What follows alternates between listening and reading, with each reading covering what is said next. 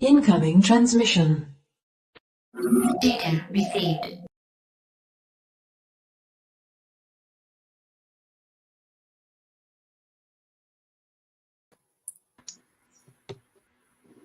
All righty, greetings and welcome. We are a Star Trek group, and we're here to talk about Star Trek IV, The Voyage Home. Righty, greetings and welcome. All righty. So this opens with a probe.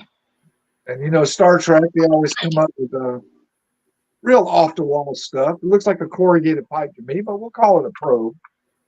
Anyway, the ship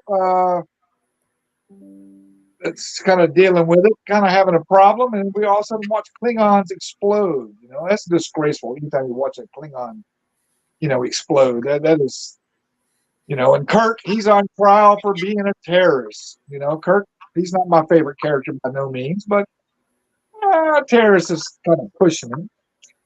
So, Sarek, which is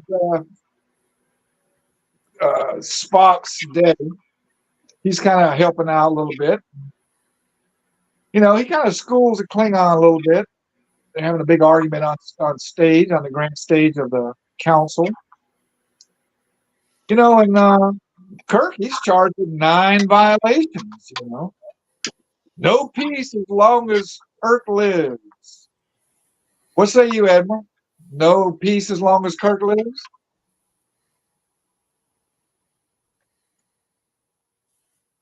Well, I love that. You know, they painted him as the quintessential devil. James T. Kirk, the the man with the plan.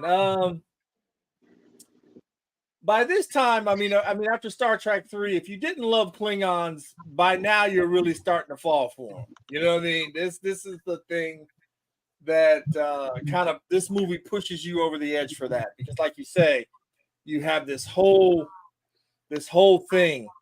Sarek comes in and defends Kirk and the rest of the crew, and the Klingons, no peace as long as Kirk lives. Very Klingon thing to say. Kirk is out of, TOS, Kirk is the man. TOS, Kirk is the man. So to see what he sacrificed and trying to get Spock back and everything else, and the bird of prey. This is where I have my first moment that, maybe the Federation isn't for me. I love that bird of prey. I love that design.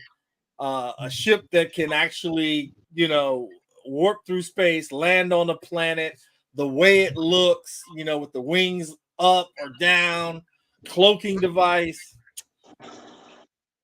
Classic. It is. Katala, what do you think?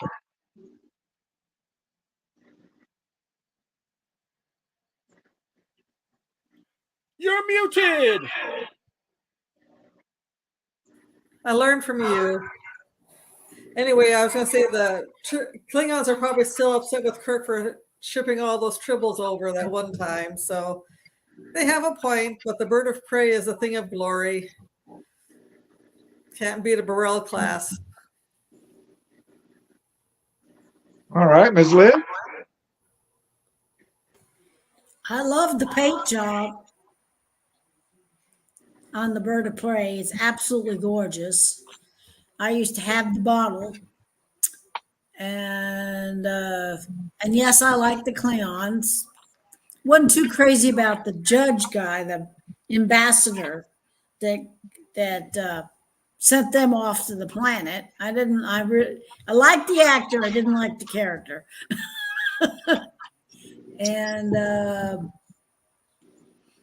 And it was all a big booby trap to see if they could kill Kirk off and McCoy off all at the same time. You couldn't do that. Can't have Star Trek without Kirk, at least in the beginning anyway. It's like trying to kill John Wayne off. There you go. Rob?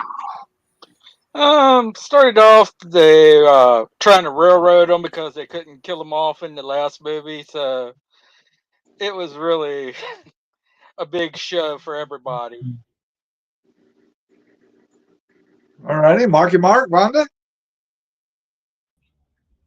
I thought it was interesting seeing not seeing the Enterprise really in this one. I kind of wish we would have saw a little bit more of the bird of prey inside, just to get more of a feel of what the ship looks like. But I thought it was pretty good. Yeah, I like the ship. After rewatching it, it's a pretty cool looking vessel. I did enjoy that.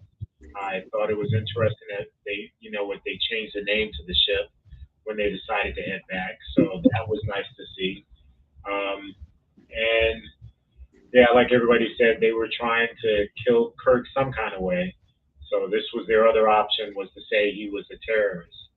So I guess that's what they were looking at next. All righty. So, you guys already been talking about the Klingon ship, the HMS Bounty. That's definitely a storied ship from times past. It's a captured Klingon vessel. And Bones, he don't like it. He don't like anything Klingon. Calls it Klingon stench. But how Bones is. Bones is a little one-minded. So they're going to go back to Earth. They have a little issue going on here. Spock, being his logical self, well, how do you feel? Spock don't know how to answer that. It's kind of like, I don't understand the question. So, Starfleet ships under duress. They're down to emergency power, reserve power, Saratoga, I believe it is. And this probe is pretty much a booger, man. It's taking over and controlling everything. So Klingon ship is ready to go. All right, Bones, Spock's not operating on all thrusters. I kind of like that one. That was kind of funny. Spock has never been on all thrusters. He's on one thruster, but it kind of goes good. So the space dock, they're launching all vessels. They're under attack here, and here's this probe, if you will, galvanized pipe, so to say, is making a wall in the ocean. So everybody's on red alert here. We've had a lot of stuff happen real quick. Admiral, wall of death.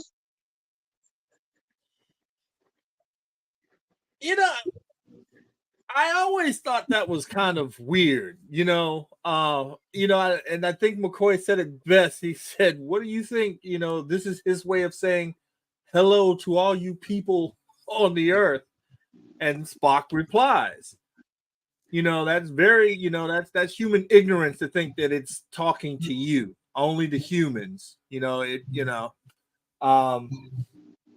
of course, Spock finds the answer, but I think, I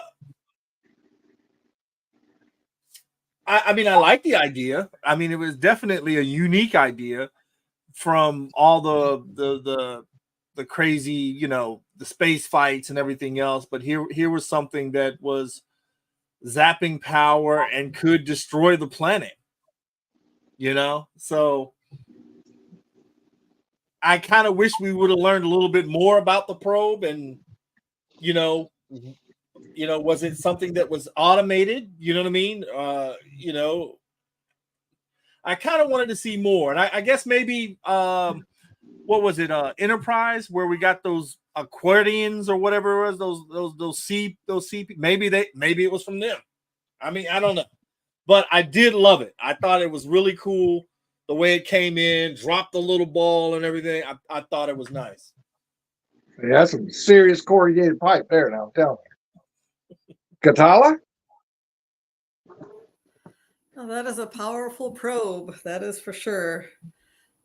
Taking out science stations, zapping the Earth's defense system.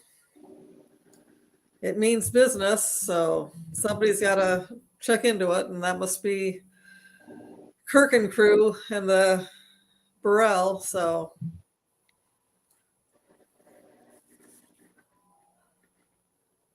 All righty. Liz? Well, he wanted to talk to the whales, and apparently they gave us they kind of gave us an idea that maybe the whales had been planted there by that species, and they had come back to talk to them, and they weren't there anymore. So they said, all right, you killed my whales, I'll take care of you guys too. and I pretty much like the solution. The problem is how are you going to build an entire species with just 2 whales? Well, maybe it don't take a lot of whales for what they figure. Who knows? Rob? Oh, when I first saw this, first thing that popped into my mind was it's the first Federation sending a weapon to attack Earth, because the little ball that came out at the bottom looked a lot like their ships. And until they started talking about the whales, I was like, it's the first Federation attacking Earth. Then when they started talking about the whales, why didn't they go get the dolphins to talk for them? Good point. Man, when that ball first came out, first thing I thought of was this old movie that was in a graveyard or I have to think of the name of the movie. Anyway, Marky Mark, Vonda? I always thought the ship, it was very, very simple. When we watched the other day, once again, I just had to look at the ship and thinking, this powerful probe, and it was a long cigar. I don't know, and I do agree with Rob and Emerald that I wish we would have find out more about who was actually on the probe. That was a little disappointing that we didn't find out anything about them. It was a big mystery. At least in the first movie, we found out about the Machine Planet. This one, we don't know anything about it. And, will they return? What do they say? We have no idea. Yeah, I have to agree with Miss Liz, because I was like, you bring back 3 whales and to stop, the one whale, because only males sing. Female whales don't sing at all. So if she has a daughter, once the male passes away, the song dies again, and are they going to send another probe because they've lost that sound? Or are they going to send people back into the past to get more whales, to repopulate the species? So I had that question watching it, because you've got to do something, or they will come back, because we've killed off all of that species in the future. So something else has to give. And that was the only thing, I liked the idea of the way the probe came down, especially when it was, doing the wall of water, because it was trying to find out where the whales were. And then I'm thinking, well, what other species are missing because of what we've hunted down? So there could be other probes coming looking for their people. We just have to see. That's actually a pretty good point. Because obviously they were looking for something in particular, and you're right. We vacated a lot of species of stuff. Phantasm. That's the movie I was thinking of, and that little ball come down. Remember the Phantasm movie in that little mausoleum where that little ball's running around and stick people in the head? Anyway. I watched all of those for Halloween. I've watched all 5 of them. So, yeah. And they got progressively worse. Oh, yeah. The first one. I think the first one was the best from the 70s. The last one they made was in 2014. So that shows you how long they've come around. So. Oh, yeah. Yeah. All righty. Well, we're moving along, and Sarek, he reappears. Our station on Earth is kind of going ape mad. They announce a planetary distress signal. Do not approach Earth. You know, that's kind of bad. You know, they're already losing power, and this probe is definitely causing some havoc. And yeah, then we have the sounds, the whale sounds. And, you know, they're humpbacks, and Spock kind of figures it out there. And probe is talking to the whale. You know, we have a red alert. It's going on. It ain't good. So now we got to do some time traveling here to get the humpback. You know. And they do the time travel, and the crystals, Klingon crystals, are failing. It could be, you know, part of a self-sufficient test for anybody other than Klingons taking their ship, but you know, crystals are failing. You know, and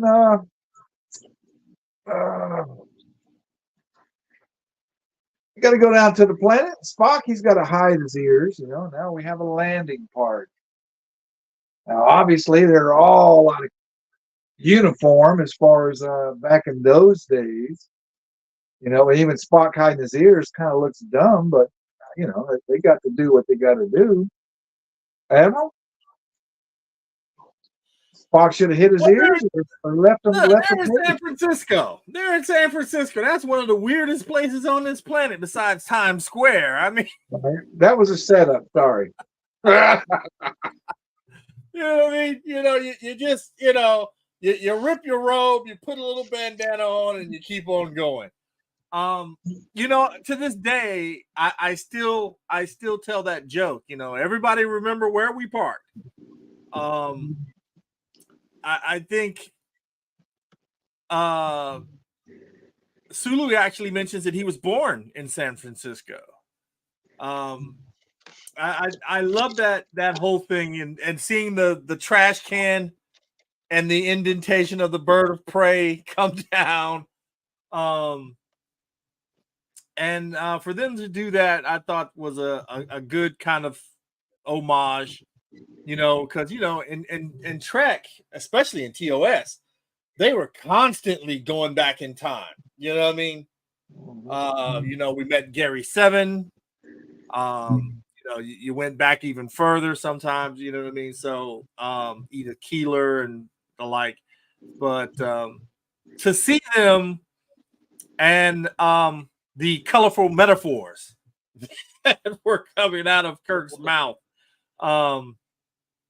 and Spock asking him about it, I thought that was cool. That interaction, two friends trying to reconnect, you know, and the comedy, you know, Spock being the straight man and Kirk being frustrated trying to get Spock to come on. You know, we had this rhythm, we had this feel, you know, together. So I mean, I love that whole going back in time. The only person I feel sorry for is Chekhov. And I'll leave my answer there. All right, Katala. Your alien wants your attention. Yeah, he's gonna get my foot up his butt. Landing in San Francisco Park, cloaked with those two garbage men gathering up garbage. I'm sure they will never forget that night. They probably will want another route, but trying to Kirk sold his glasses for a paltry sum, and the crew's got to get around San Francisco on not much. And Chekhov does not speak very good English, so there's that. And they're trying to locate where the whales are, and they try to get on the bus. They don't have exact change, so they, I think, wind up walking part of the way there. But it's good. It's a good start. Very good, Liz. Yeah, they did some. I love the script. There's always the one-liners and the colorful metaphors and then the bus ride and to get ahead of myself when they finally get to aquarium, and and Kirk's trying to cover up the fact that Spock's in the water, and yeah, they were having a hard time situating themselves for the 1980s, and they weren't. Assimilating. They were definitely out of their element. Rob? But, he sold his glasses, and he's going to get them back. That's the best thing. You can sell something, somebody gives you and get it back later. Rob, are you going Yeah. to assimilate with Spock, or are you going to be different? Spock could have went with his ears out. It's San Francisco. They would have thought he was going to Comic-Con, and he was being an elf. Then you get the best scene of all, the bus ride. There you go. And later on in Picard, we get the homage back to the same guy with Picard. True. All right. Marky Mark, Rhonda? I can understand why they parked in the ship in the park, but it didn't really make sense. It's a park. Yes, it was in the middle of the night when they first got there, but once daylight came, they were really lucky nobody didn't already walk up in there, run, throw a frisbee, which they do a lot in California, and didn't discover there was something there. So I always thought that was always interesting. And the bus scene, it was just hilarious, Spock and Kirk and the cop with Chekhov and Uhura. It was just a blast. Yeah, I think it was a pretty good scene. I don't understand why the cop didn't answer Uhura and Chekhov, especially since they were standing there talking. And every time I hear Chekhov say nuclear vessels, and I'm like, in Alameda, and I'm like, you should arrest these people, especially Chekhov, asking for a nuclear vessel in the 80s. Yeah, he shouldn't have been allowed to walk around town. So that was kind of funny. And just to see them all standing there in the middle of the street, looking, like dispersed, do something, because you just look like a bunch of cadets. So that was great to see. Good points. Yeah, so like you commented, Chekhov, he's looking for nuclear weapons. I don't think that's kind of a wise thing to do around any American city. Where's a military base and I'm looking for nuclear weapons? That definitely has the makings of some bad stuff. Yeah, and Spock doing this mind meld with the whale. That was first time I saw that definitely caught me off guard. But got to thinking back on it, it's like that's something Spock would do because he can communicate with various beings better than anybody else can. So it kind of made sense, Then they find their nuclear material from the Enterprise carrier. That was a nice touch, in my opinion. It's still the Enterprise, but it's a actual carrier instead of a starship. And Scotty making the tank out of clear aluminum. That was kind of interesting and the truth. Basically, Chekhov gets captured. One thing I liked about that is when they finally got him rescued, they're talking to him, and what's your name and rank? I'm Chekhov, Pavel, and he says Admiral. And it's like, yeah, Put Kirk back in his place, which I thought was kind of appealing to me. Anyway, Admiral, putting Kirk on the spot, putting him in his place. That whole thing.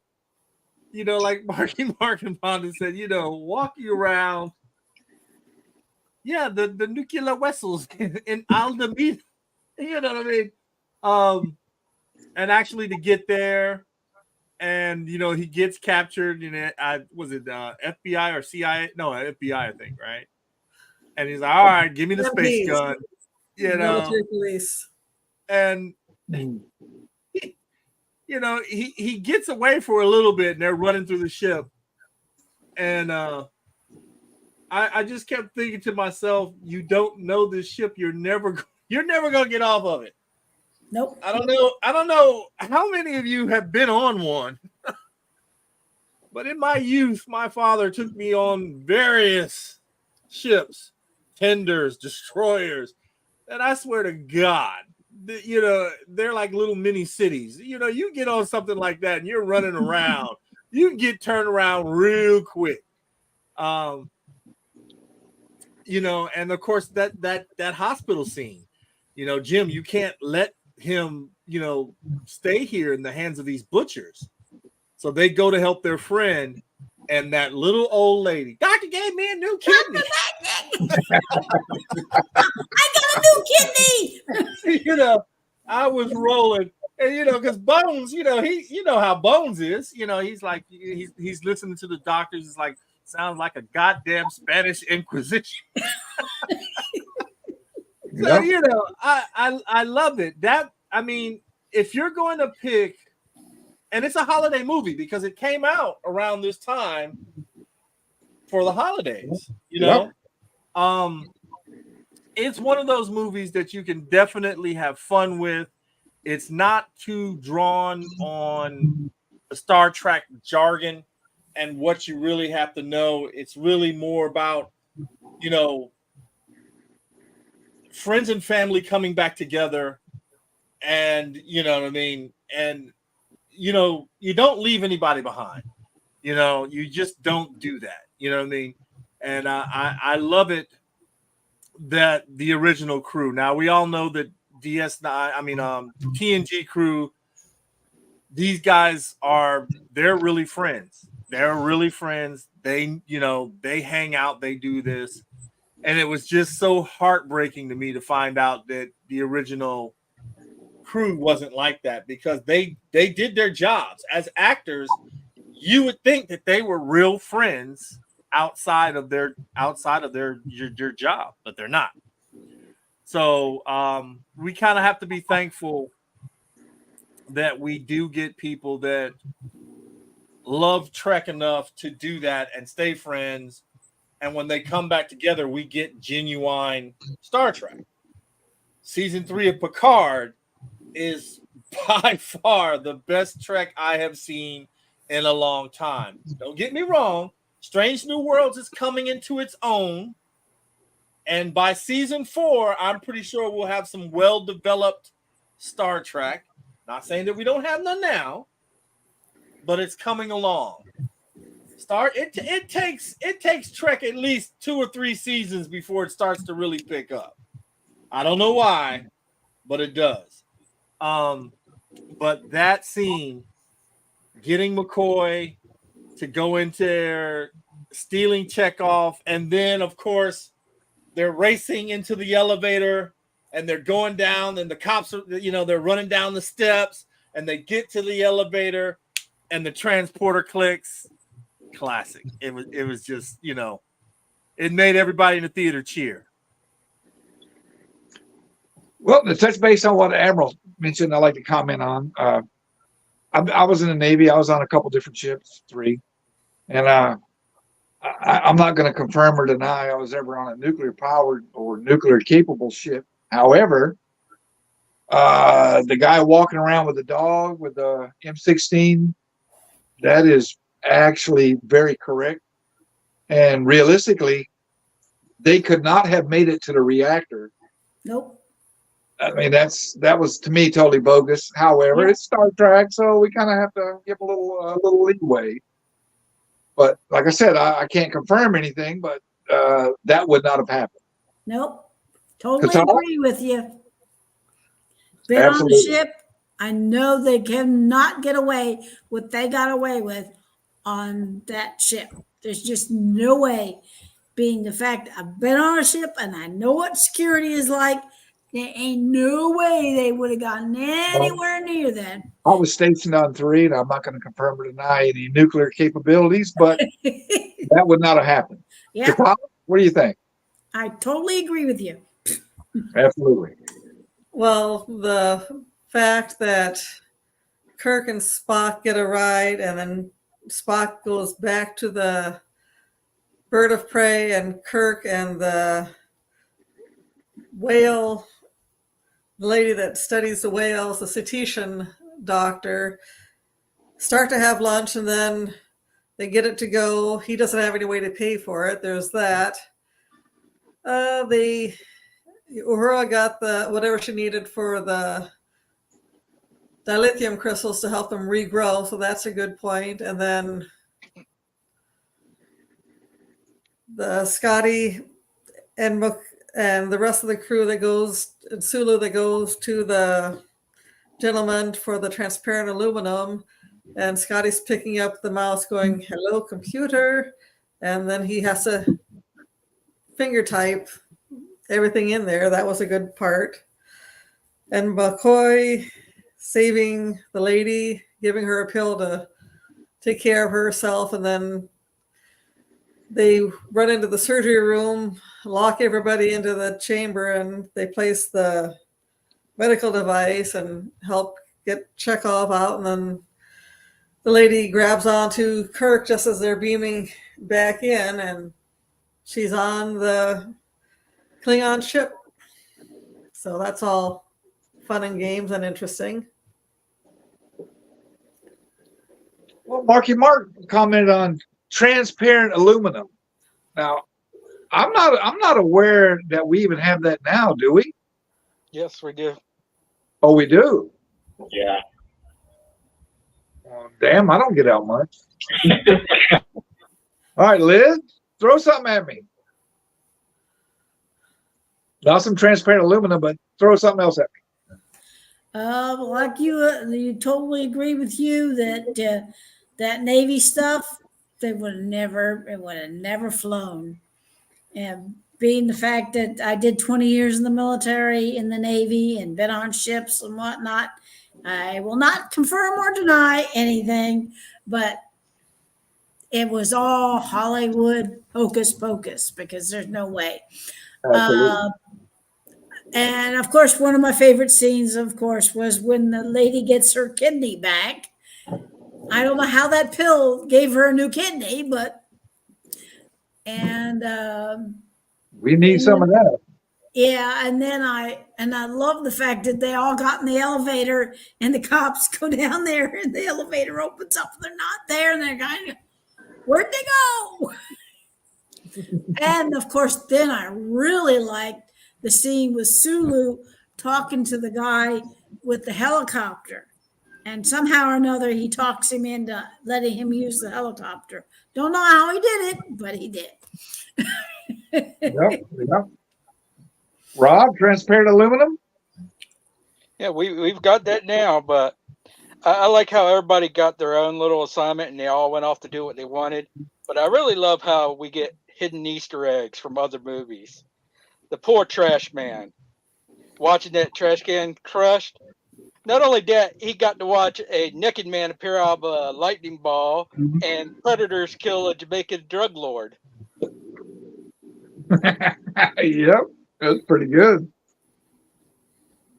Marky Mark, Vonda?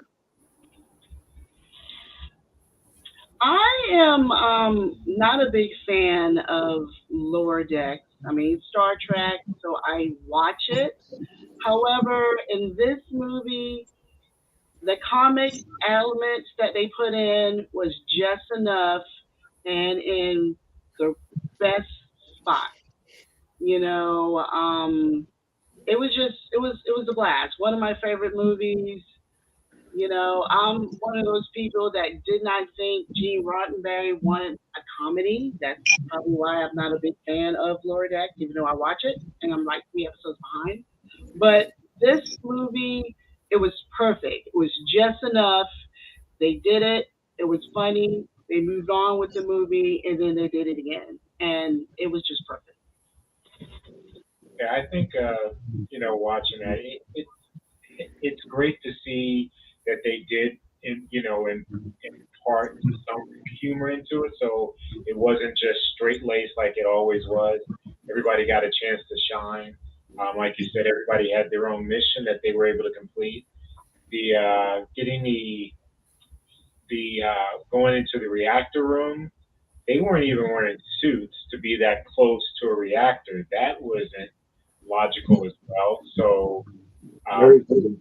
I know they could probably get a shot once they left to, for any radiation, but then Chekhov was captured without a suit on. So everybody else, they should have quarantined him at some point since he was around the reactor.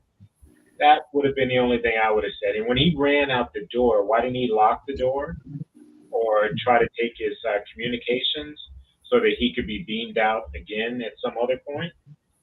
I guess that would have been the only thing I was looking forward to seeing. But the other part was great.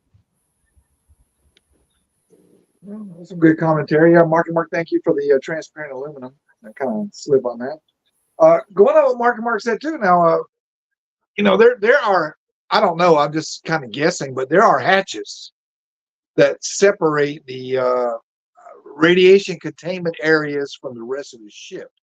And it's not like just one containment. There's like 3 that you have to go through before you even get next to the reactor. And I would have no idea about that, but that's what I was told.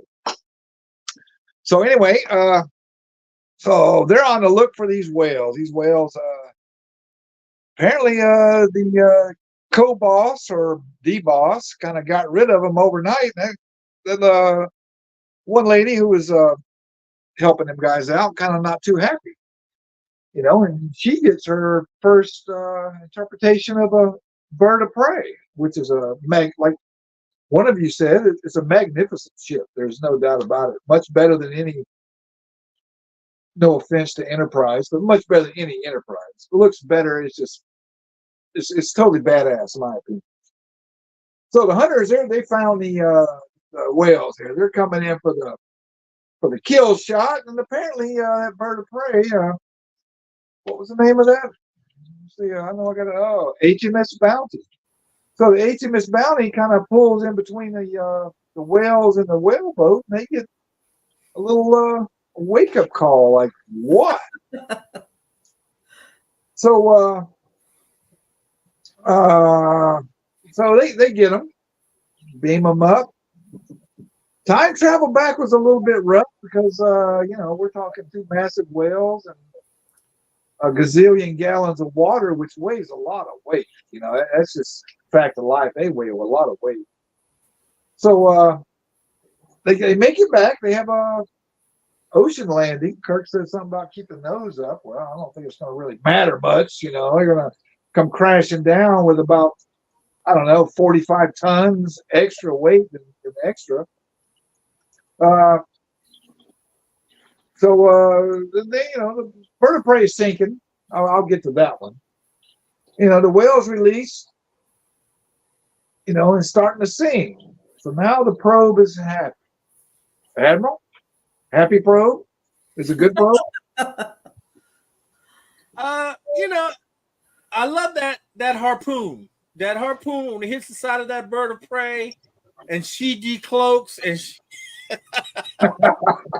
you know what I mean? You got to remember this is the 80s, so these guys are freaking out. I think that was the best scene in the world, and to watch it, just leap. From there she just takes off. Yeah, that would cause a vacuum check. You know what I mean? Well, it definitely hole puckering up. That causes a vacuum check, man. It would definitely cause you some serious thoughts of, your place in the universe. Getting back to Earth, and that whole equation. Spock, and he's like, Mr. Spock cannot give me precise measurements of whale to water ratio, so I have to guess. And Kirk's like, that's amazing. I don't think he understands. Oh, he understands, Spock. He's, putting his faith in you. You know what I mean? So that was one thing. Well, I'll do the best that I can. You know what I mean? He's still not there yet, but it was that part. And I think Vonda said it best. It had its comedy where it needed to be. It wasn't forced. There were Right. no agendas. This was just about this crew getting home and, saving humanity. But what if the whales held it a grudge? You know what I mean? No, I'm not going to sing for you. Wipe them all. You know what I mean? I honestly think that they would clone the whales. You know what I mean? I mean, we're doing stuff with cloning right now that we shouldn't be doing. And, you can bet your ass they're sitting there going like, quick, let's get out there. Let's clone these things. You know what I mean? And repopulate these species, repopulate the species. But I think Marky Mark had a better point. How many more probes are going to come looking for whatever they might have dropped off because we've done wiped them all out? You know what I mean? I mean, again, this thing traveled across the galaxy and just now got here because the whales went extinct in the 80s because of what we did. We hunted them to extinction.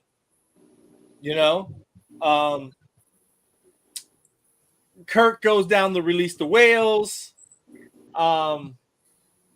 It had to be Kirk, you know that. Well, yeah, I mean, again, and I know I'm going to offend some people when I say this, but I'm not here to see Scotty, Uhura, Chekhov. I'm here to see Spock, McCoy, and Kirk. Okay, they're secondary characters, whether they like to hear this stuff or not. They're secondary characters. I'm looking for the big three with the big E behind them.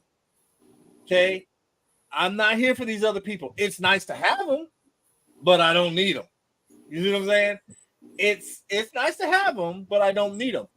And Next Generation fixed that problem. Next Generation made everybody, an equal part of the show. You see? So I get that. I understand that. I like that. Don't get me wrong. But Kirk has to be the hero. I get that. And at the same time, I'm pretty sure he knows, after the probe leaves, he knows he's like, I'm gonna get off. I've done saved the world again. I brought back the whales. I've got an enemy ship that cloaks. You know what I mean? I know he wasn't afraid when he walked in that courtroom. You know what I mean? Because I kept thinking about that. I'm like, I saved the world again. I brought an enemy ship back, and I gave you a way to keep this probe from coming back. I'm good. Well, like Wanda said, like the Admiral said, just enough comedy in the right spot to kind of break the two seriousness, which I think that was good to point out from you two. Katala, what do you think?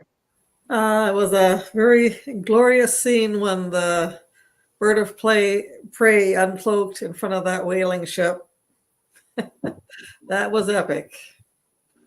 And then getting the whales beamed in with all the water. It was a tight squeeze, but they managed that. Then they have to fly back around the sun to get back to their time, fly under the Golden Gate Bridge, crash into the ocean, get the whales out.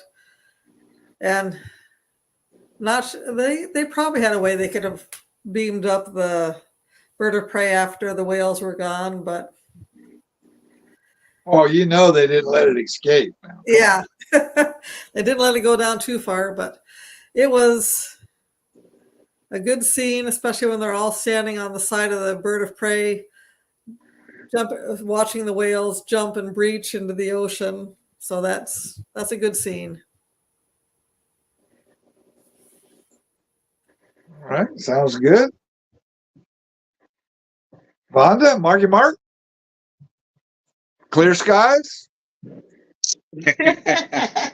I gotta call Cox. I'm not sure on the question because I think we were out then, but I do want to comment on what Calibus said about the screen time to the co-stars. I don't have a problem with as much screen time that they gave to, you know, everybody else and this movie. But I know he mentioned the next gen, you know, in the TV show in Next Gen, I do believe that they gave the co-stars, you know, the other people in the show equal time until they got to the movies. I think Next Gen, and I know I'm kind of changing we're on Star Trek 4, but I just felt Data totally took over the Next Gen movies, other than with Picard. And not that I don't like Data, but I got tired of him trying, you know, touch, is it real? And, you know, talking to little boy, oh, I want to be a little kid again, you know. So, you know, I'm just going to answer that. But, you know, we're talking about Star Trek 4. Well, I'm just going to say, like everybody said, you do go to the movies to see Captain Kirk. He was too old for this role at that time. No. Yes. I mean, for I him agree to with jump in that water, let's just talk about the amount of time it took for him to swim to the latch, to get to pull the hatch open, to release the whales, and then to swim up to come up. He's too old. He would have had a heart attack and died prior to all of that happening. Wow. He wasn't the Captain Kirk that you knew as a kid. This was an older man who just couldn't. I don't think he could have done it. But, you know, I enjoyed it as a kid, seeing it, because that was my captain at the time. But now when I look at it, I'm like, yeah, I couldn't do that. I know he couldn't do that, you know, and we are shaped similar to each other. So, yeah, that wasn't going to happen. But, it, you know, yeah, like you said, you had to see Captain Kirk do it. I don't know any other character that would have been able to do it. Chekhov, maybe, or Sulu, because they were in better shape and healthier than him. But then that's not their role in that movie. Again, with the whales, like I said, I loved just watching it when the whale finally did sing. And then you see the probe get into the same position to do the exact same sound. I think that was a perfect scene for that movie and a great ending just to watch, like the probe turning everything on that it cut off getting to Earth. So I absolutely thoroughly enjoyed that part. I don't know if everybody discussed the scene about the when they finally do get court-martial, but yeah, that's a great scene. Okay, perfect. Okay. Liz, throw something at me. Well, yes, I totally agree with Marky Mark. There is no way in God's green earth that man could have swum down there, unlatched it, and swum back out without drowning or having a heart attack. But it's the movies, so they can get away with it. And Well, to be fair, all of them are old as dirt already. yeah, that's true. But I really truly don't think. I think maybe George Takei could have done it. You know, Sulu. If you're going to be realistic about it, I mean, he was the one that was in the best shape. True. But I love the fact that they got him out, and the whales sang, and it was a beautiful scene when the whales were singing and the probe was singing, and they were all happy campers. And the probe said, okay, I'm happy. He turned around and left. That's why I wrote Probe Happy. Rob, Clear Skies, Probe Happy? What you think? Yeah, as my brother said in the chat, we do see that they recovered the bird of prey because we see it in Picard at the museum. But the biggest point that everybody's missing is this is the first time we've ever seen Shatner not get the woman at the end, and he gets left hanging. Good point. Very good point. didn't even think about that. I was kind of glad actually because he's womanizing Huzzy Booger, but He's anyway. James T. Kirk. He's supposed to get the girl. He's Yeah, but he got left gotten hanging up. and He was used getting this up there in movie. age. He didn't need to get another girl. Boy, there's a lot of chicken blocking up in here. Okay, so I got some comments about that bird of prey in the water. So, it started sinking rapidly, right? And then we get them all on the end of the ship, on the nose, apparently. And that booger don't want to sink. So there must have been one heck of an air pocket keeping that booger afloat. Otherwise, I mean, seriously, it should have sunk. But, okay. All right, so we go back to Starfleet, and we're having court. How about that? We all kind of suspected punishment can't be too bad. I mean, we all kind of knew that was coming. So standing accused, the impressive how Spock walks out there, jumps between, I think it was Scotty and Kirk, or McCoy and Kirk, one of the two, and take his rightful place. Of course, he wasn't involved in that part of the shenanigans, but I'm staying with my shipmates. That to me that was very honorable. Yep. Coming from a Vulcan, you expect that. A Klingon, he probably would have killed them all, let them go. But so the admiral gets demoted to a captain, and basically, a pat on the hand because as an admiral, you're not supposed to be in charge of the ship, but captains are. So put his butt back on a ship. That was kind of cool. I didn't see that one really coming, but so they're going out to get on Elysia or whatever you want to call it. They go above that. Oh, brand new Enterprise. It's like, yeah, I should have saw that one coming. Admiral? Yeah. You see it coming? That line he goes, an admiral must follow orders, and since you couldn't do that, we're going to put you where you belong. Where you had unswaggering ability as a starship captain. That's all he ever wanted to be. I feel that pain sometimes.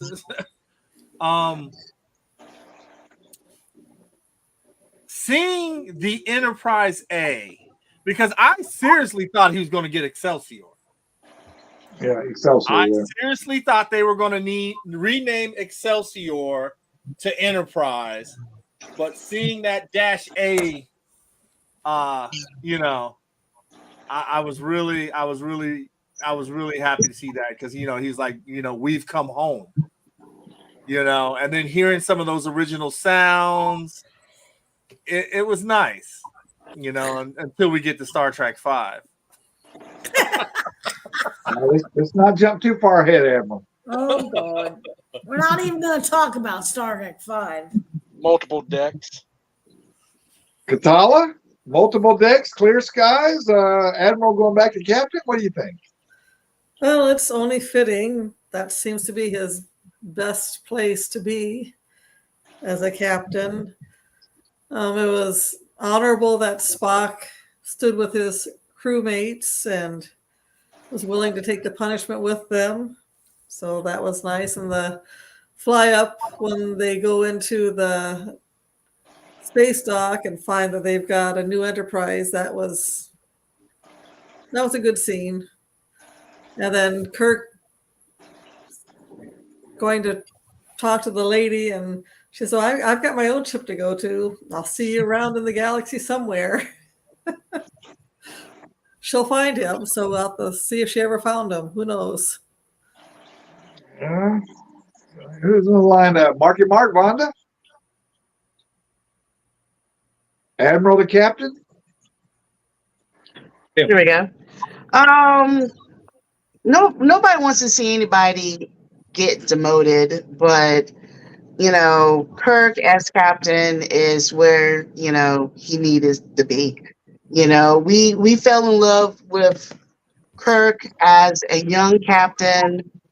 you know, in the other movies as, you know, captain, and he just wasn't happy being an admiral.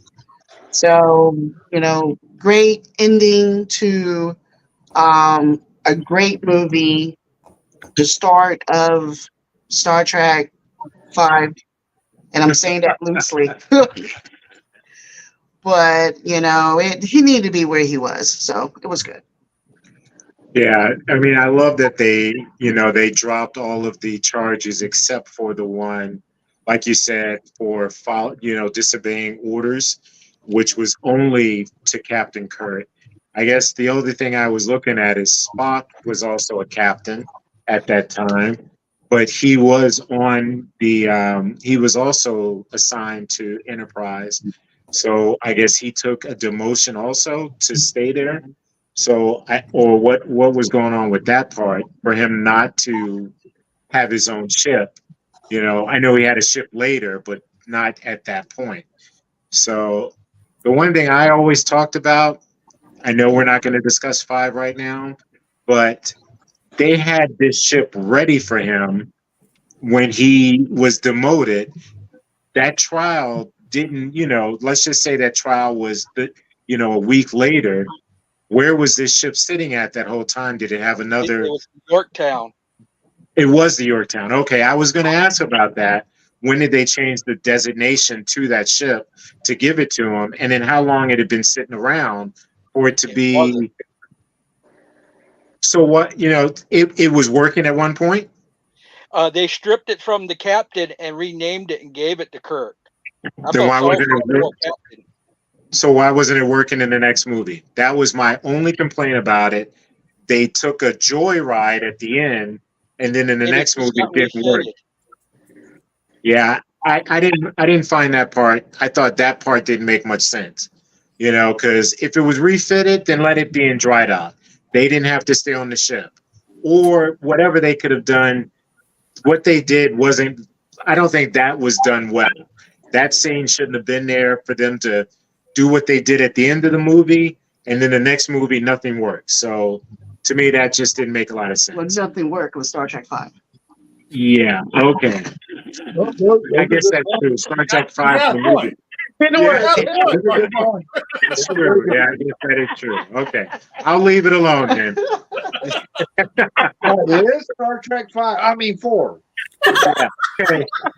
Star Trek 4 was good. Star Trek 5 made no sense with that ship. So I every time I see that, it makes me angry because you end the fourth movie with a great scene, and in the fifth movie it's just a bunch of crap, like nothing happened in the last movie. So I had a problem with that part. That's it? I have other issues with 5, but I'm going to wait till 5. All right, everybody put your phasers on stun and put them up. Liz, phasers or not? What do you got? Well, I would like to know how Spock got demoted too, because he was a captain and he was training, and then I know Kirk should have never taken Admiralty. He always was better off as a captain. He was never happy when he was an admiral. And I agree with Rob. Where in the world did the ship suddenly come from? I mean, but I'm glad they gave him a ship, and I'm glad that everybody got to be together. But it all didn't make much sense at the time. It was Hollywood magic. He didn't get demoted. He's still a captain. He just took the first officer's position. Can you be 2 captains like that? Well, Yeah. junior captain and assistant captain. Yeah. All right. Who's got It didn't seniority? work on Picard though, did it? When they had 2 captains, they had 2 captains and an admiral, and then the way that Riker talked to Picard, and when they were on that ship. So that doesn't work when you have 2 captains on the same ship. Well, normally it when does work somebody gets because promoted like Spock- that, you don't stay yeah, long. Spock They're- Well, yeah, you know, Yeah. he'll bow down. He to doesn't Kirk. have an ego. Yeah, Spock Yeah. doesn't have an ego. So yeah, that part works. But normally, though, if when somebody gets promoted, you may have like 2 commanders on a ship, hypothetically. Yeah, But that one was who got next gen. promoted, Yeah. he's Shelby not and going to Riker be was already got transfer orders to go somewhere else. I mean, Yeah. that's how it really works. They don't stay Yeah. long. It just seemed like things were not, it just didn't gel too well as far as that's concerned, because you spent all those years and Sulu had not been promoted and all these other things.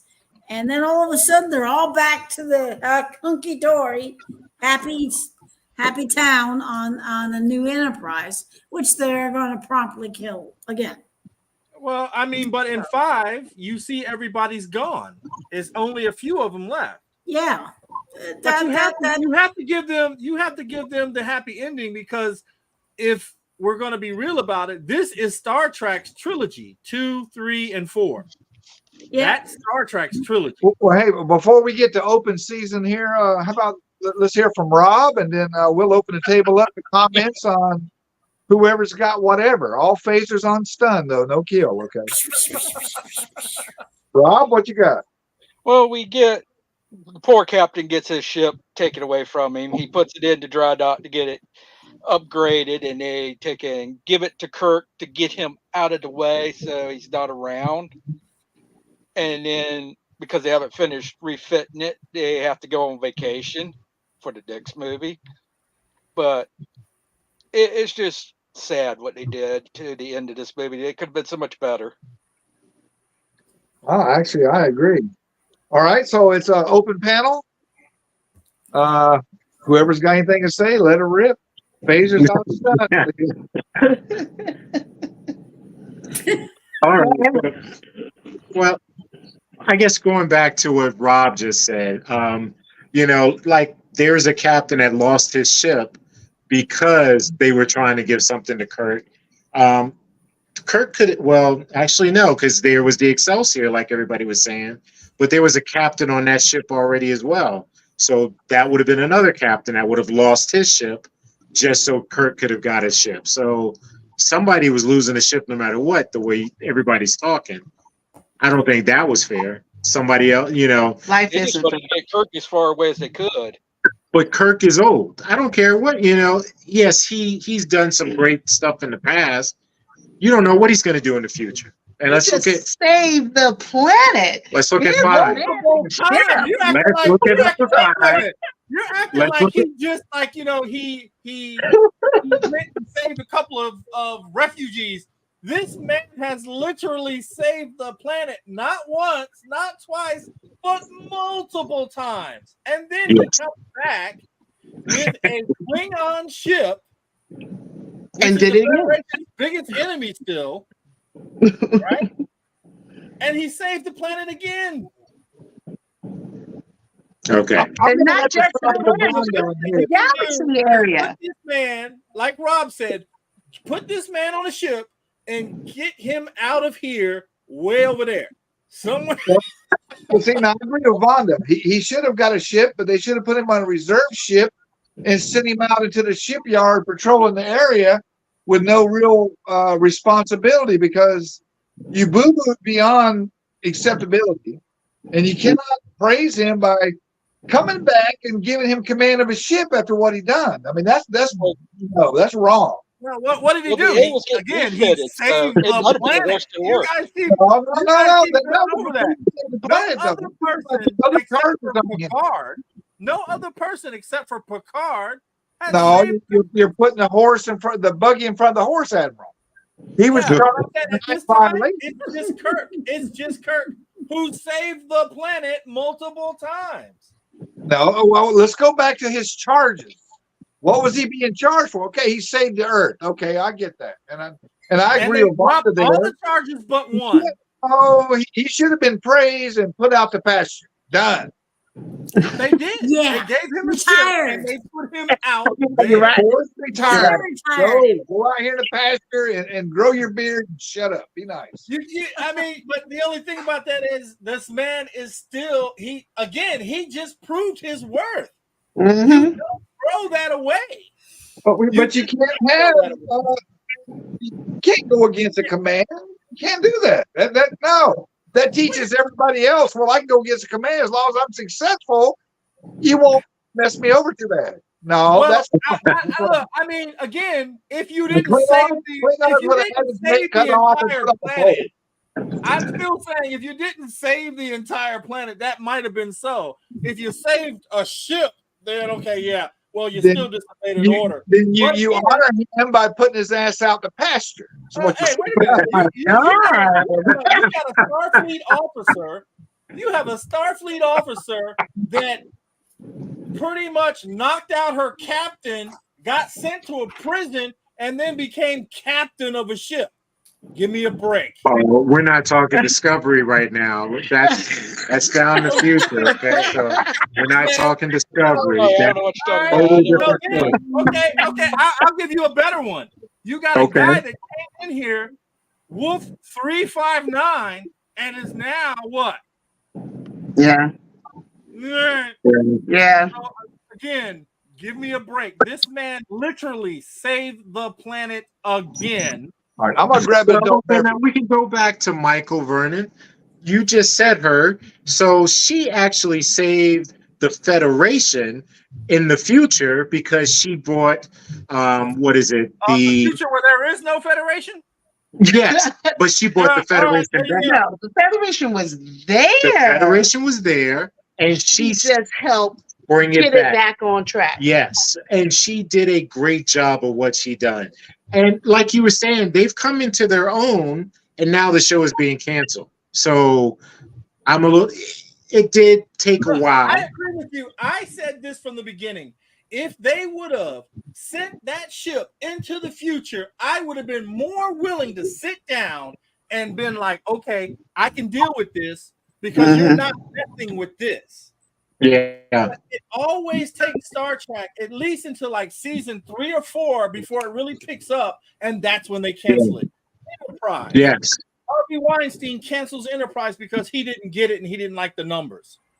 Yep. They were going into the Romulan War. We would have got to see the first Romulan War with the Federation. That would have been awesome. That would have been awesome. That just Yeah. would have been, you know what I'm saying? Would have been Wars awesome. too much money, even in the movie making. They know wars cost money. They're not going to spend that kind of money. They did for DS9. This Yeah, is they your did. show. Yeah. This is your show. You're just Yeah, coming on you- Voyager. They spent you all gotta- kinds of money on DS9 with the wars and So whatnot. you got a guy that just like again, they don't like Star Trek. It's easy to make a Star Wars show. You throw a couple of lightsabers in there and you let have at it. You know what I mean? And you get this show. Except for Andor. Andor sucks. I'm sorry. I'm just, it just sucks. I never finished Andor, so I don't know. God, this was the most Don't watch Yeah, it. you're fine. I've ever seen. There's only one episode you need to see in Andor. Yeah, right? You know, my favorite I thing think I was saw here's two. the big reveal. Here's the big reveal. We were building the Death Star. Duh. Duh. Really? Yeah. If you don't Yeah. catch on, you know what I mean? And they're praising it like it's some great show. No, It's not. The big reveal was my mom thought was a Pip and her daughter. Oh my God. Look, that's the only reason I watched that show was for Mon Mothma. And so Yep. everybody comes back to it and they're like, hey, they clown Ahsoka. Well, Ahsoka is the name of the show and she's not doing anything. Neither did Andor. Yeah. The Mandalorian season 3. What happened with that? It is the Bo-Katan show. Yep. At least with Star Trek, it's consistent. Well, sort of. They don't name a character. At least they call it Star Trek. So you're able to say it's about everybody and get away with it, which is great. We're Correct. not focused on that one character. Season Well, 3. yeah, but using galvanized pipe for a probe is kind of. I mean, that's definitely next Well, I mean, generation. remember too, they can't make it too That's what it was. earthly like for us, because then we'd be like, so Wales built that? What's going No, on but here? a galvanized pipe. I mean, that was kind of. I don't know. I mean, I don't know. I don't even like to speculate on that because that's way out of my wheelhouse. First of all, the whales were singing, and I guess the singing from the whales went out into space and reached the probe, and then after 1980 something, the whale singing stopped. So now they're like, send a probe, and it took them all them years to get there. You know what I mean? So, you know what I mean? But I mean, the good thing with Trek, well, sadly, because we were at the convention when they canceled Discovery, and Jonathan Frakes was like, the show is really just now coming into its own, and that's what made me think. I started watching Enterprise, and I was like, this show is horrible. And then slowly but surely, towards the end, I was like, this show is going to be fire, and they're talking about the Romulan War, and then they cancel it. Yep. I didn't get into DS9 until season 4. Why? Worf came on DS9.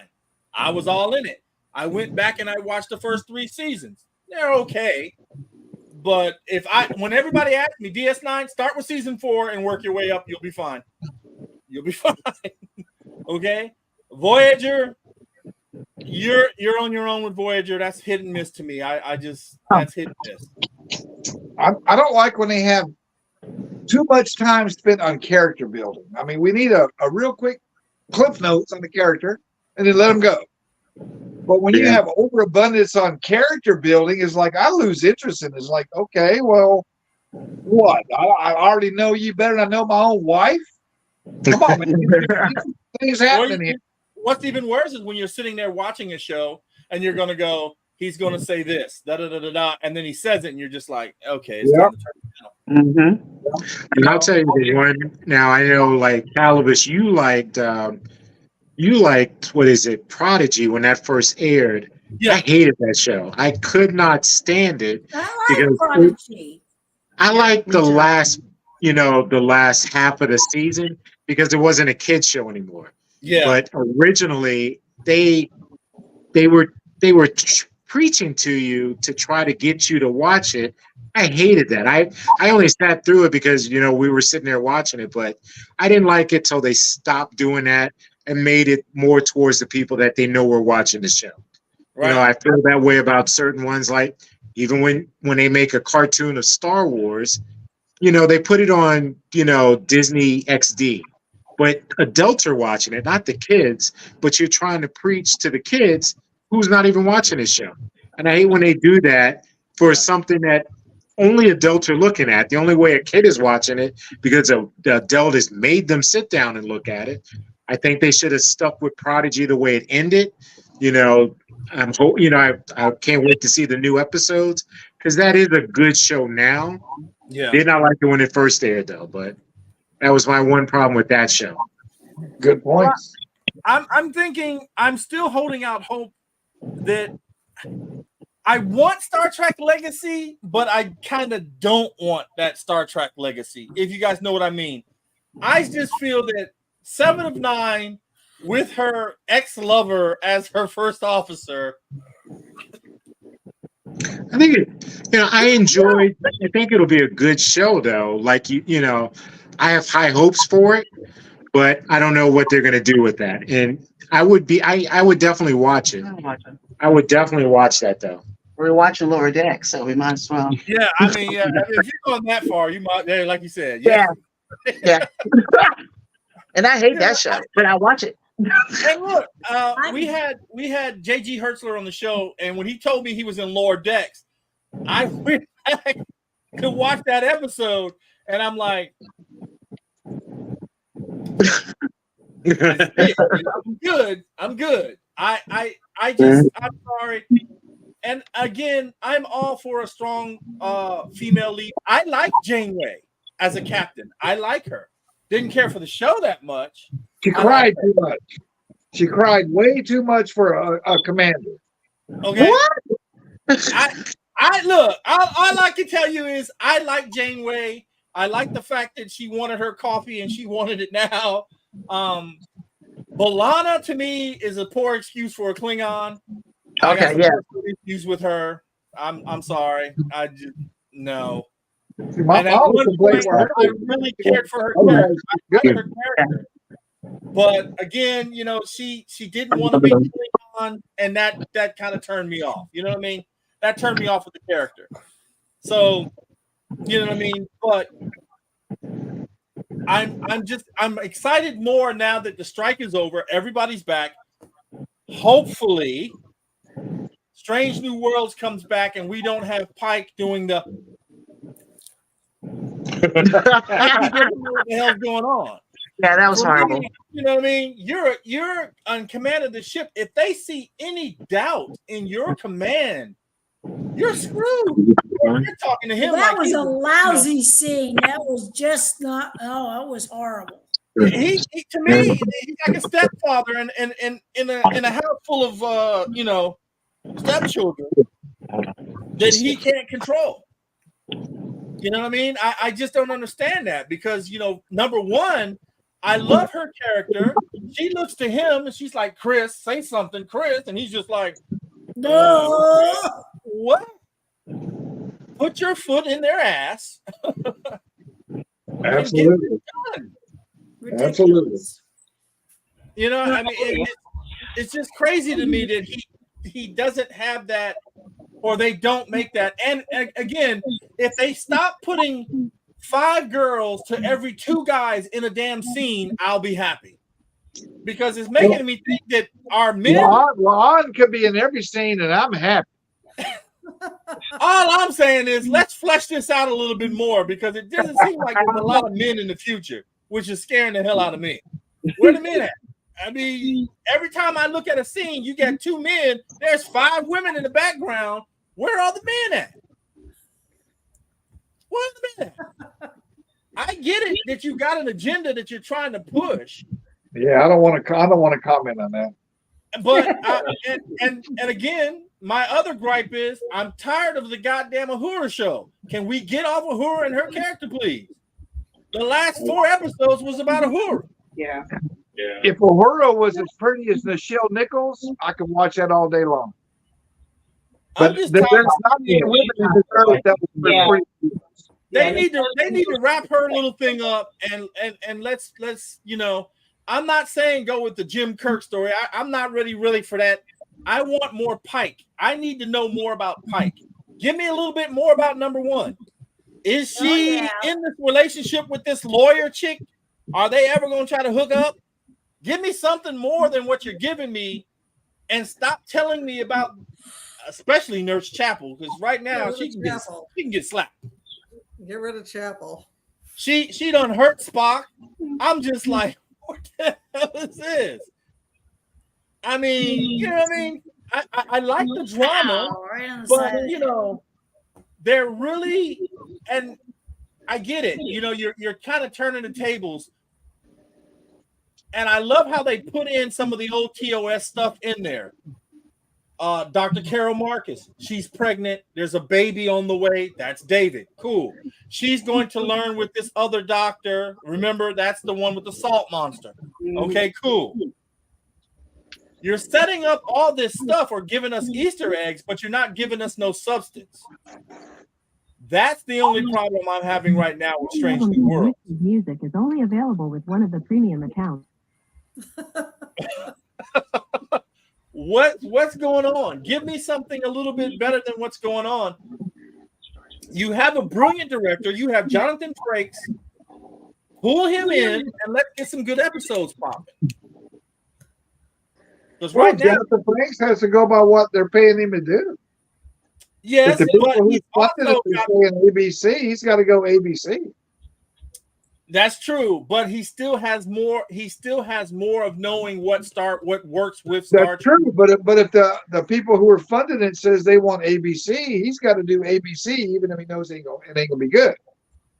I understand that, but what I'm telling you is, as a director, he can still steer it in a better direction than what it is on paper.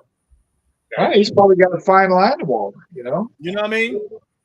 Yeah. Now, I mean, he directed some of the good scenes in some of the episodes in Picard season 3. We know he was doing some of the stuff in the last season of Discovery. And now we're getting a Section 31 movie, TV movie. So I don't know if any of you guys seen that, but it's not going. It was supposed to be a movie. It was supposed to be a show. Yeah. Then it's going to be a movie. Now it's prepping for the thing. Let me see if I can pull this up real quick. If Section 31's anything like the books, it's going to be good. Yeah. Cool. Well, I don't have enough time to put all that information in a TV movie. I don't know. Goodbye, Miss Liz. 7:30. I am. I'm crashing. Good night, Liz. Understandable. So it's going back into pre-production, and this was prepping for production. Section 31, a special movie event. So this is on our page, by the way. I'll have to look into that one. It's on our page. It's on our United page. So I mean, if we can just get better Trek, that'd be great. You know what I mean? I mean, just stop trying to insult your fans. I think that's the main thing that everybody has to understand. You don't have to give me all the technical babble that goes along with Star Trek, but you got to give me something a little bit better than Lower Decks. You know, don't put this. Make it a comedy. Laugh your way through it, and then make everybody can speak their mind to their captain and defy his orders, and then and then roll your eyes and walk away. You can't do that. No, that's a no-no. It doesn't happen. You know what I mean? It doesn't happen. You know, I like Bobby said, there was enough comedy just to break the high tension stress part. There was just enough comedy thrown in there to like, oh yeah, and then it fires right back up. So that was good. That was good, but not to make it about comedy. Yeah. No, you can't. You can't. It doesn't work. Change it up. Yeah. But I think we're getting ready. This is the last show of the season. We'll come back in January to pick up after the Star Trek trilogy with Star Trek 5. Probably what, end of January? No. Most likely that first week of January. Let me see. I had everything written down already. Yeah, we're going to hit everything that first week of January. Okay, I'm just bad on direction, so I need to have it where I can write it down and kind of keep up with it. Don't worry. Katala will give you everything that you need. We're going to hit it. I'm getting old. I forget shit, man. I'm getting old. Hey. And then, of course, it'll be convention time. And it'll be time to celebrate like the warriors that we are. I may have to have a girdle because my Klingon is tailor-made, so I can't stretch it any. So I'm going to have to lose a little bit of gut so that I can fit it, because otherwise it's a dangerous time to be Thanksgiving and Christmas. Well, I got to do what I got to do. I hear you. Because when I got it on and my whole costume on, I'm a good-looking bugger. Well, Rob, I'm definitely we're going to miss you there, but next year we're going to definitely make sure that we get you there with us. You know, and then we can see what's going to happen from that point on. But this Rob can't make it. Oh, he's going to be at. He's going to be at MarsCon. Well, we'll do what we can with what we got. That's all we can do. Oh yeah. R.A.D. Candida will be at the Convivial. He wrote the Klingon Art of War. So that would be a good time to go. Sign the book, So- please. So does Rob live up there with you guys? Yeah. Okay, we're gonna come find you, homie. Well, what do you want to eat? Well, you know what? If we don't get a table, we could roll over there. I don't know if we'll be able to get in, but we can roll over there. You can get in as Klingons. my You just God. walk through. Yeah, but they're going to tag us when we get to the door. Your disruptors, your bat lifts must be left here.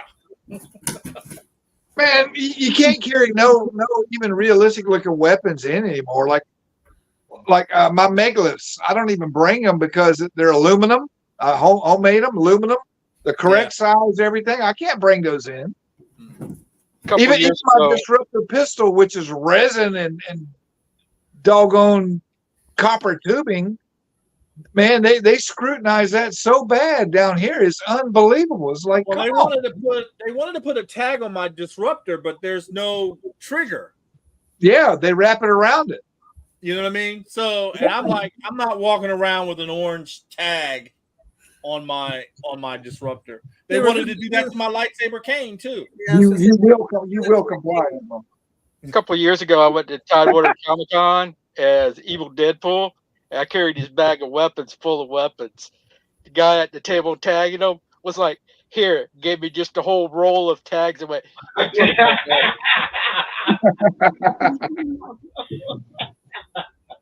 But I look forward to seeing you guys, especially at the convention and whatnot. And to be honest with you, in I think 4 to 5 days from now, we'll be hearing from Convivial to know if we got a table or not. And then from that point on. Okay, so the event, we don't get a table.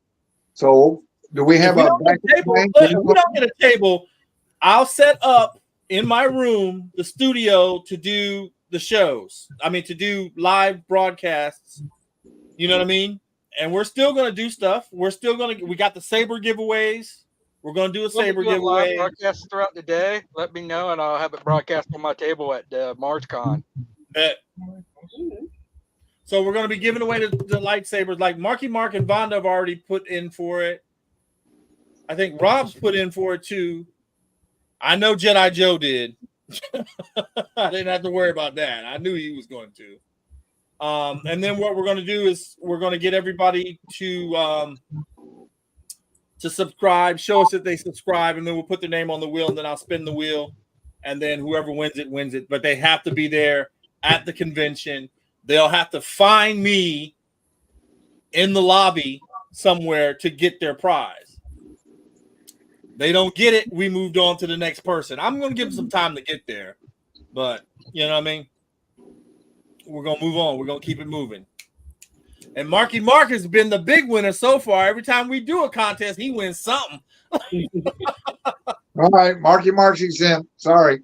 I played my purple blade, so. You play it by Klingon rules. Yeah, but Klingon. I know. That's what I mean. You see it, you want it, you take it, you go. There you go. That's it. Well, I don't think. Look, I truly don't think he'll be able to get away with it anyway. I think the Sith Lord Vonda right there might just take it anyway and say it's mine. Yeah. Hey, everybody, be sure if you haven't yet, go to my page and put your name in for tomorrow's Life Day drawing. I did. Oh, yeah. Okay. Good luck to me too.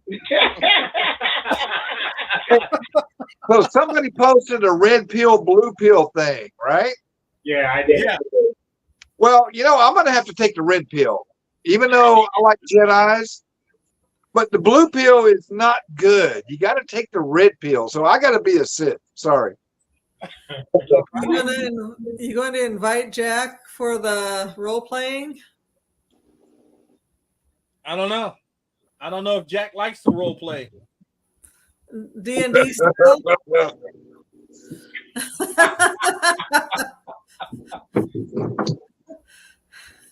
Man, I got all kinds of stuff, man. What you talking about? I think that's a yes.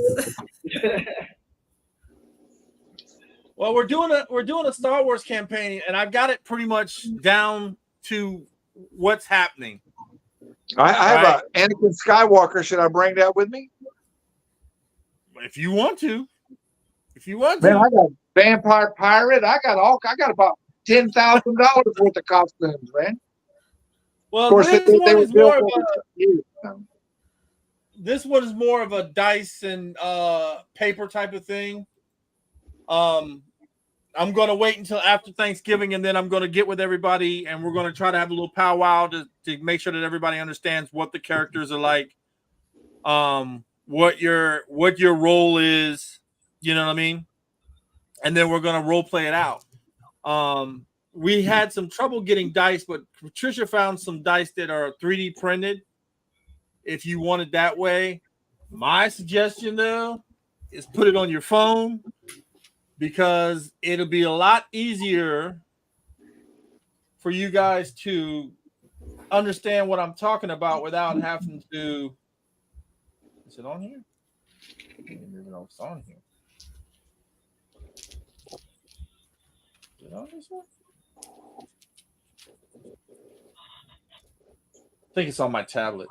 Anyway, it's the Star Wars dice. So like I could say, hey, give me roll 3 green or 3, whatever your force check is, and the dice does it. It rolls them on out on this little cloth, rolls it out there, tells you, and then it'll tell you if it's a success or not. Versus you trying to say, okay, well, I've got I'm not sure what this means. You see how I mean? It's kind of slows down the game and stops the game. All right, so we're actually throwing Dice. ain't gambling, It's huh? like D&D. It's like D&D. Oh, I was gonna say I could throw some of them. Yeah, okay, all right. So I've got Vonda being set up as my new Sith Lord. Well, there's your apprentice for her.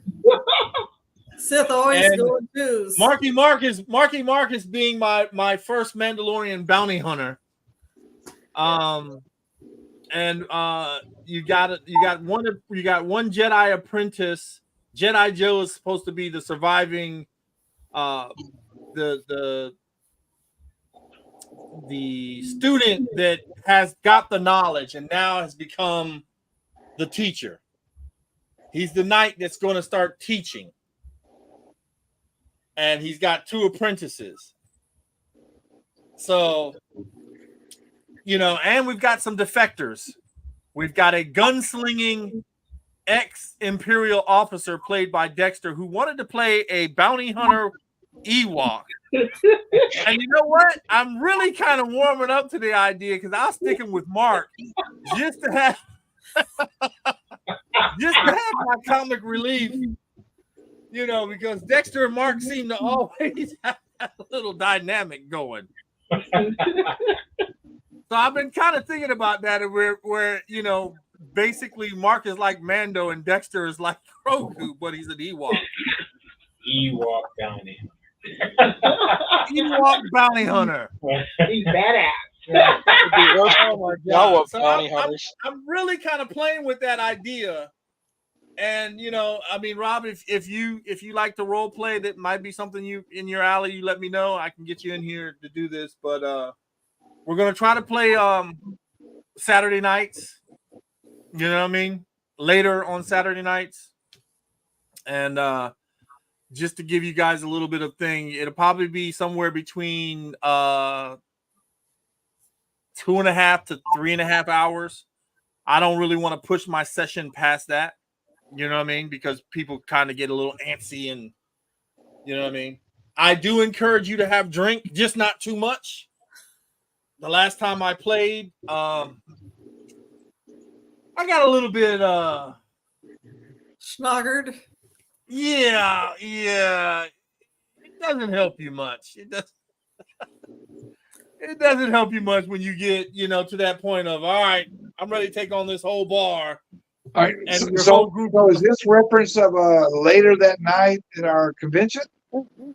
No, this is in reference to us just doing it here. Oh, When we're Oh, at the convention, we're just gonna be drinking, having a good time, you know. yeah, because you're going to be lit by the time I'm done with it. Oh, I mean, that was already that's already a written order already. So you're just going to have to suck it up, and deal with it. they froze. Oh no. Uh-oh. I don't know if they got back in. They got in, but they froze again. You wanna? See, y'all did that to Vonda because she and I agreed that Kirk should have been put to pasture. Y'all did that on purpose. Hold on a second. Ladies and gentlemen, thank you for joining with us. I forgot that we were still live streaming, and that's one of the reasons why this went so long. We will see you for season 2 of Star Trek United in January. Please subscribe and hit that notification bell, and thanks.